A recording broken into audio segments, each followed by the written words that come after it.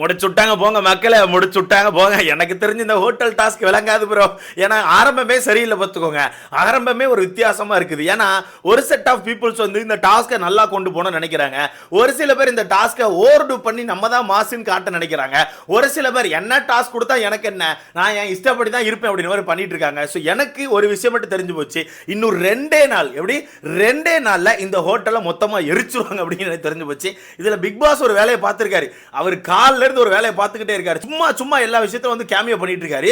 அந்த வகையில் காலைல நடந்த அந்த பிராங்க்லயுமே பிக் பாஸ் ஒரு கேமியோ பண்ணியிருப்பாரு. இப்போ இந்த ஹோட்டல் டாஸ்க் கொடுத்துருக்காங்கல்ல, ஹோட்டல் டாஸ்க்ல வீட்டுக்குள்ள எல்லாருக்கும் ஒவ்வொரு பொசிஷன் கொடுத்துருக்காங்க. ஓகேவா? அந்த இதுல விஜய் பார்வதிக்கு ஒரு பொசிஷனை கொண்டு கொடுத்துருக்காங்க. சும்மாவே விஜய் பார்வதி இந்த வீட்டில் தலையில இருந்து ஆடுவாங்க.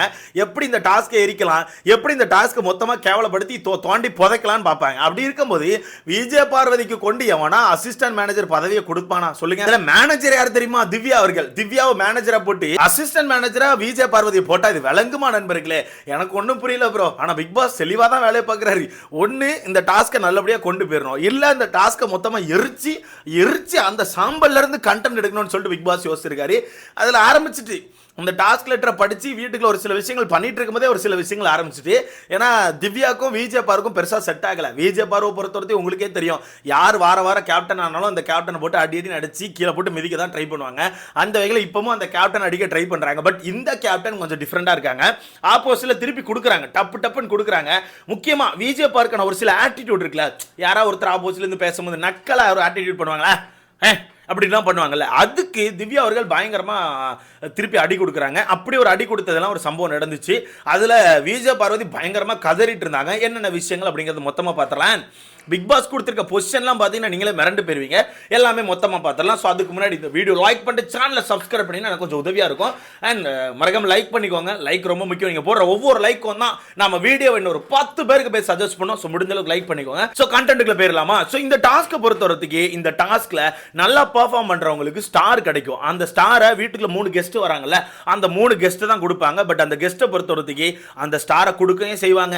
அந்த ஸ்டாரை பறிக்கிறதுக்கான வாய்ப்புகள் கூட இருக்குன்னு சொல்லியிருக்காங்க. அதுக்கான ஒரு ப்ரோமோ கூட வந்திருக்கும். மஞ்சரி அவர்கள் சொல்லியிருக்காங்க, நீங்க எவ்வளவுக்குள்ள ஒழுக்கமா நடந்துக்கிறீங்களோ அவ்வளவுக்குள்ள நான் உங்களுக்கு ஸ்டார் கொடுப்பேன். இந்த வீடு சுத்தமா இருக்கணும். இந்த 3 நாட்கள் இந்த டாஸ்க் வந்து ரொம்ப நீட்டா போகணும். உங்க இஷ்டத்துக்கு எந்த ஒரு விஷயத்தையும் பண்ணக்கூடாது, ஓவர் டூ பண்ணாதீங்க அப்படின்னு மாதிரி சொல்லியிருக்காங்க. ஸோ அந்த ஸ்டார்ஸை வச்சு எனக்கு தெரிஞ்ச நாமினேஷன் ஃப்ரீ பாஸ் வாங்குறதுக்கான வாய்ப்புகள் இருக்கு. அதாவது அதிகமான ஸ்டார்ஸ் யார் வச்சிருக்காங்களோ அவங்களுக்கு நாமினேஷன் ஃப்ரீ பாஸ் கிடைக்கும். அப்ப கண்டிப்பா அந்த ஸ்டார்ஸ்க்காக வீட்டுக்குள்ள கொஞ்சம் ஓவர் டூ எல்லாரும் பண்ணதான் செய்வாங்க. ஸோ வெயிட் பண்ணி பார்க்கலாம் எப்படி நடக்குன்னு சொல்லிட்டு. சரி, ஓகே. பிக் பாஸ் வந்து என்ன பண்ணியிருக்காருன்னா ஒவ்வொருத்தருக்கு ஒவ்வொரு பொசிஷனை பிரிச்சு கொடுத்துருக்காப்ல. இதுல சபரி அவர்களை பிக் பாஸ் செஞ்சுட்டார்.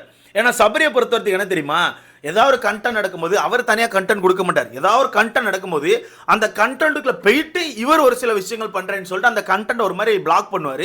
அதுக்கு தான் மக்கள் வந்து செல்லமா கண்டென்ட் பிளாக்கர்னு சொல்லிட்டு வெளியே சபரி அவர்களுக்கு பேரே வச்சிருக்காங்க. அந்த வகையில் இவர் இந்த டாஸ்க்கே ஏதாச்சும் பண்ணிடக்கூடாதுன்னு சொல்லிட்டு சபரிக்கு என்ன பண்ணிட்டாங்கன்னா, சபரிக்கு ஒரு ஸ்டாச்சுன்னு சொல்லி ஒரு பொசிஷன் கொடுத்துட்டாங்க.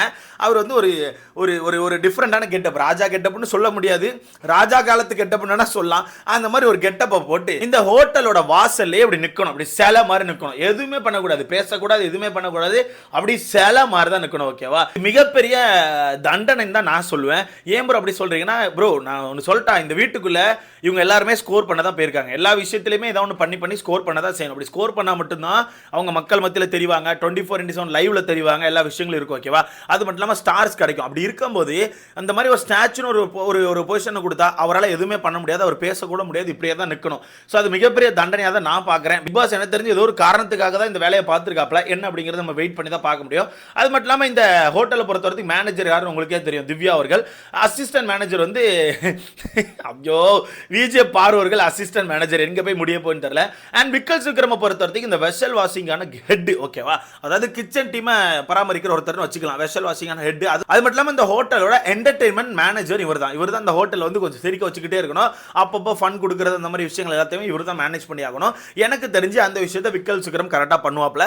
அடுத்தது கிச்சன் டீமை பொறுத்தவரைக்கும் வியானா இருக்காங்க, வினோத் இருக்காங்க, சாண்ட்ரா இருக்காங்க, திவாகர் இருக்காங்க. இவங்கெல்லாம் ஆக்சுவலாக கிச்சன் டீமாக இருக்காங்க. இவங்க 4 பேர் தான் கிச்சனுக்குள்ள எல்லாமே பண்ணுவாங்க. வெசல் வாஷிங்லேருந்து சமைக்கிறதுலேருந்து எல்லாமே இவங்க தான் பண்ணி ஆகணும். மற்றபடி எல்லாருமே இந்த ரூம் க்ளீன் பண்ணுறது, ஹால் க்ளீன் பண்ணுறது, ரூம் பாயாக இருக்கிறது, இந்த மாதிரி விஷயங்களை மற்றபடி எல்லாருக்கும் பிரித்து கொடுத்துருக்காங்க.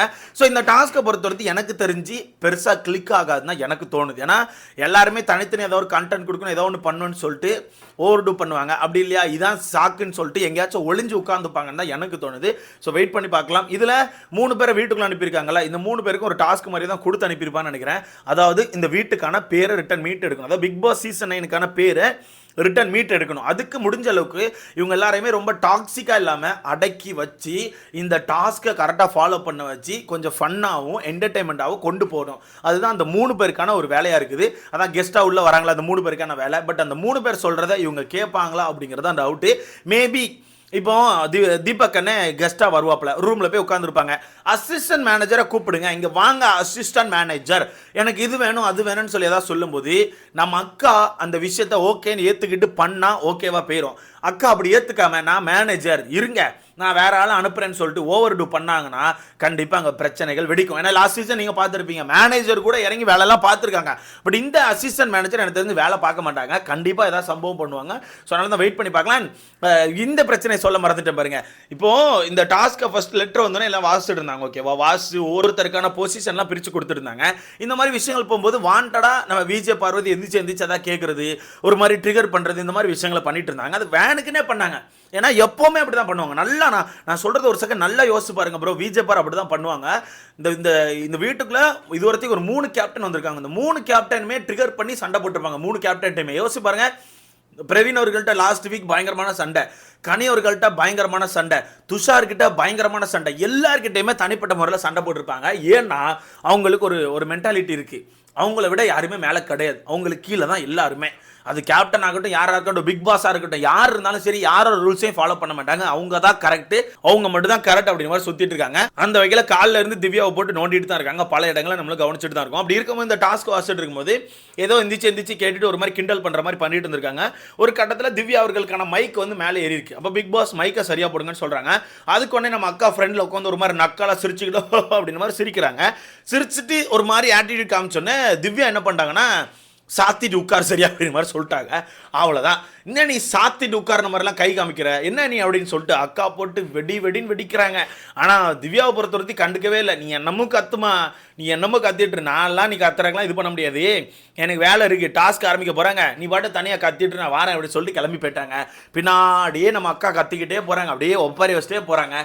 இது திவ்யா பண்ணது தப்பாக இருந்தாலும் விஜய் பாரு மாதிரி ஆட்களுக்கு இதுதான் கரெக்டு நான் சொல்லுவேன். திவ்யா பண்ணது தப்பு தான், அதையும் நான் ஒத்துக்கிறேன். ஓகேவா, ஏன்னா இந்த மாதிரி ஆக்ஷன்ஸோட பண்ணுறதெல்லாம் தப்பு. ஏன்னா அவங்க சொல்கிறாங்களே இந்த வீட்டுக்குள்ள ஒழுக்கமாக இருக்கணும், டிக்னிட்டியாக இருக்கணும்னு சொல்லிட்டு, அப்படி இருக்கும்போது அவங்க இந்த விஷயத்த பண்ணது தப்பு தான். பட் விஜய் பார் மாதிரி ஆட்களுக்கு இப்படித்தான் பண்ணி ஆகணும். ஏன்னா அவங்க 24 இந்த மாதிரி தான் பண்ணுவாங்க. 24 ட்ரிகர் பண்ணுற மாதிரி சிரிக்கிறது, பேசுறது, நக்கலை வார்த்தைகளை விடுறது, இந்த மாதிரி விஷயங்களை தான் பண்ணுறாங்க. அப்போ இந்த மாதிரி ஆட்கள் தான் கரெக்டுன்னு சொல்லி நான் சொல்லுவேன். அந்த வகையில் திவ்யா அவர்கள் வச்சு செய்கிறாங்க. அண்ட் இப்போ திவ்யாவுக்கு ஆப்போசிட்டில் ஏகப்பட்ட நெகட்டிவ் பிஆர் இறங்கியிருக்காங்க.